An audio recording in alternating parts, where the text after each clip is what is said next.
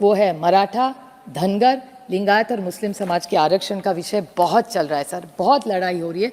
और मेरे ख्याल से अभी आपके 200 एमएलए है और यहाँ 300 एमपी। सर एक सेशन बुला के अगर इन सबको न्याय देना अगर सरकार चाहे तो 1 मिनिट में कर सकती। तुम्ही कुणीही असा, परंतु हे सुप्रियाताईंचं भाषण पूर्ण आहे का?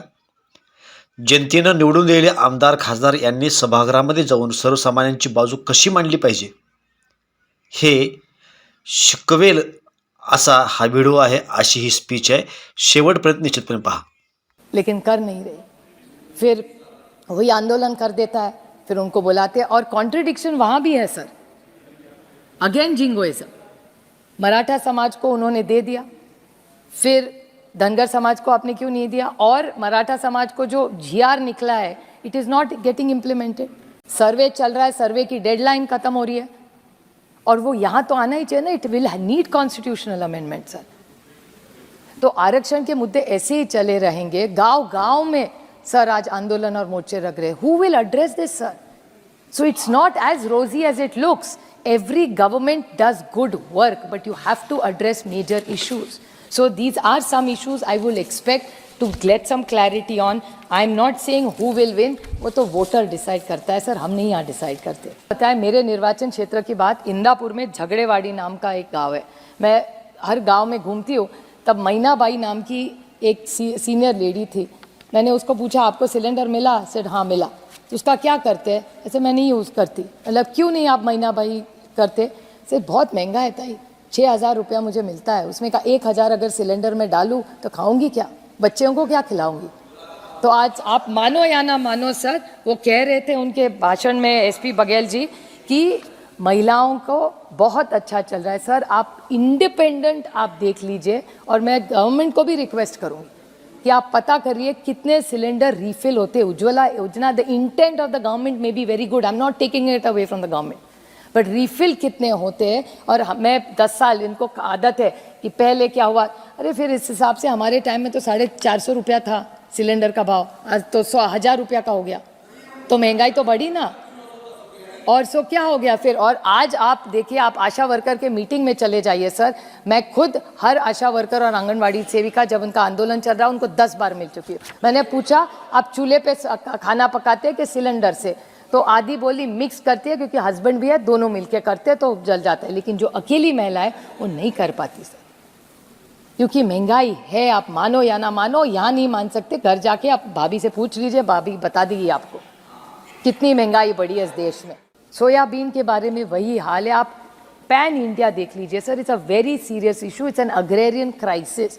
तो अगर इस सरकार को सिर्फ 6,000 रुपये से नहीं हल होने वाला ना, ये माइक्रो कुछ बोलते हैं, पता नहीं क्या क्या बोलते हैं टेक्नोलॉजी सर, और इतनी आगे बढ़ गई है कि आर्टिफिशियल इंटेलिजेंस में ये तो सिर्फ वो नैनो फर्टिलाइजर्स में अटके। मेरे निर्वाचन क्षेत्र में माइक्रोसॉफ्ट ने आके बहुत अच्छा प्रोग्राम करा है। वो इतना सा छोटा सा चिप होता है, वो डाल देते हैं उसके, वो किसान डाल देता है और वो मोबाइल से पता चलता है कितना पानी डालना है, कितना फर्टिलाइजर डालना है। तो ये जो नैनो का बोल रहे हैं वो तो पीछे रह गया, हम तो और आगे पहुंच गए आर्टिफिशियल इंटेलिजेंस में, कनेक्टेड टू फार्मिंग सर। बहुत अच्छा उसमें काम लग रहा है, लेकिन उसको जब तक भाव नहीं मिलेगा उसका इनकम डबल कैसे होगा?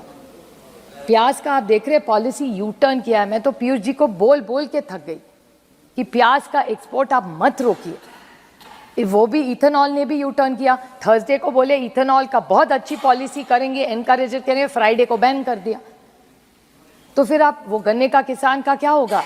उसकी कैसी घर कैसे चलेगा? उसके बच्चों की फीस वो देना चाहता है, दवाई लेना चाहता है, अच्छा जीना चाहता है। डबलिंग ऑफ इनकम फार्मर्स नहीं हुआ है सर, आप डेटा चेक कर लीजिए। तो क्या करेंगे इस वंदे भारत का? बस जारी है ट्रेन जोर जोर से सर। और ऑक्यूपेंसी कितनी है वंदे भारत की?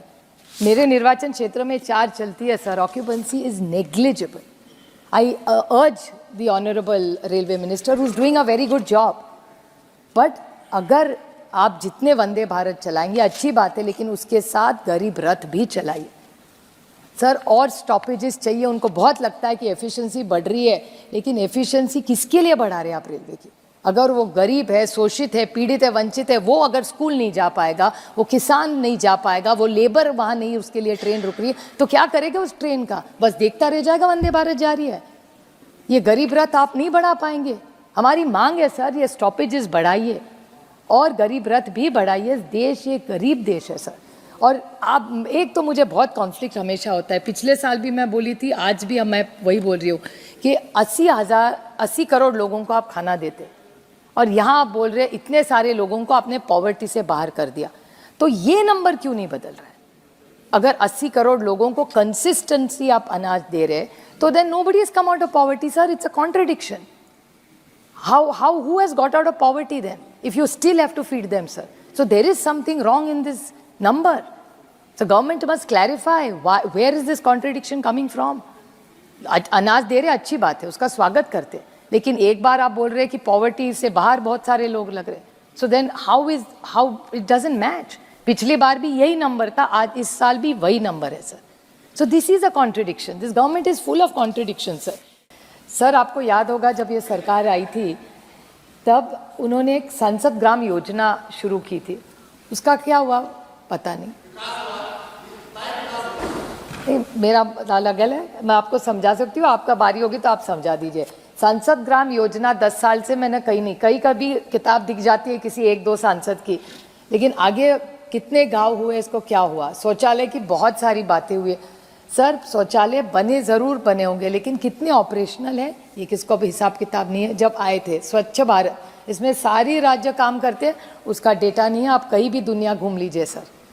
रेलवेज में हुआ है बदलाव, रेलवेज पहले से साफ हुई है, हाँ हुई है, there I can say that. जो अच्छा है उसका अच्छा बोलेंगे, लेकिन इस देश में कचरा कम हुआ है, कूड़ा कम हुआ है, नहीं हुआ है सर।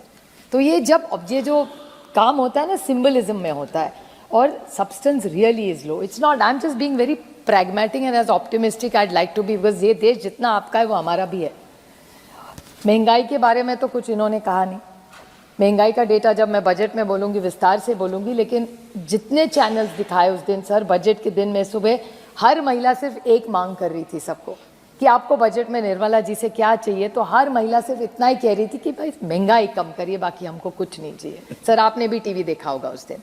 उसके बाद बेरोजगारी, सर बेरोजगारी तो डेटा ही बोलता है, मुझे और कोई बोलने की ज़रूरत नहीं है। आइए तो 2 करोड़ वगैरह तो 15 लाख का जुमला वो तो अभी बोल बोल के थक गए हम। नौकरियां तो हो नहीं रही। कितनी सारी बड़ी कंपनीज आज भी है सर जो 1000-1500 लोग निकाल रही है, बहुत सारी। आप यूनिलीवर जैसे बड़े बड़े कंपनीज देखिए सर, उनका फोर्स कम हो रहा है। क्यों हो रहा है? इसकी तो कोई बात हो, चर्चा हो, लेकिन वो इसके बारे में कोई नहीं बोले जा रहा है। और जिस राज्य से मैं आती हूँ सर, महाराष्ट्र में बहुत सारी चीज़ें हैं जिसमें बहुत सीरियस चर्चा होनी चाहिए, और बहुत सारा अनरेस्ट उस राज्य में आज है सर। सर मैं गिनवाती हूँ आपको, आंदोलन किस किस में चल रहे हैं। आरक्षण का आंदोलन महाराष्ट्र में हो रहा है, आशा वर्कर और आंगनवाड़ी हमारी भगिनी वो आंदोलन कर रही है, डॉक्टर्स आंदोलन कर रहे हैं, टीचर शिक्षक आंदोलन कर रहे हैं, तलाठी की नौकरी का पेपर लीक हो गया, आंदोलन चल रहा है। और उसके बाद आप देखिए महिला आरक्षण का आपने तो बोला, उसका तो आगे कुछ हुआ ही नहीं, क्योंकि चेक तो साइन कर लिया, नाम भी लग दिया, लेकिन उस पर डेट ही नहीं है। तो कौन सी महिला के बारे आप टोकनिज्म फिर से आता है। Symbolism is high, substance is low. आपने प्रेसिडेंट करवा दिया, अच्छी बात है, अच्छी बात है, हमको भी अच्छा लगा जब प्रेसिडेंट एक महिला बनी, लेकिन उसके बाद महिला आरक्षण का क्या हुआ? कुछ नहीं। हम तो यहीं तो बैठे थे, दोनों हाथ से ताली मारे थे, अच्छी बात हुई। फिर मेरे दोस्त मनीष तिवारी ने बोला सुप्रिया ये जुमला है और एक इस पर डेट ही नहीं है, तो वो तो इस साल तो नहीं हो रहा है। उसके बाद आप देखिए दवाई हमारे यहाँ, उसमें भी महाराष्ट्र में गड़बड़ है। उसके बाद जिसके बारे में इन्होंने कहा मणिपुर के बारे में, तो कोई किसी ने कुछ भी नहीं कहा। इतने असंवेदनशील हो गए कि हम लोग कि जहाँ आज हो रहा है उधर problem, it is a boiling pot sir.